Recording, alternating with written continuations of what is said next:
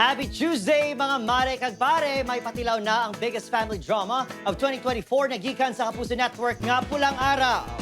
Ina ang vibes ng Independence Day plug sa ginabantayan niya drama serye. In character na ang bida nga Sunday Barbie Forteza, Sanya Lopez, David Lecauco kag Alden Richards. Upod si Dennis Trillo. Malantaw ng Pulang Araw sa Netflix, sumugod sa July 26. Malantaw naman ini sa Kapuso Network, sumugod sa July 29.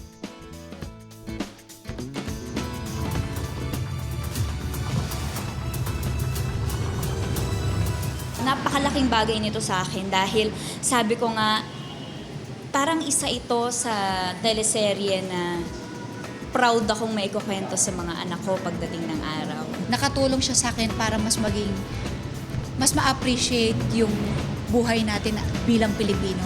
Nakaka-proud maging Pilipino. Because of this teleserye, makikita ng mga generations now, yung mga present na nandito, mga Pilipino, na ganon yung sacrifice na ginawa ng mga Pilipino noon.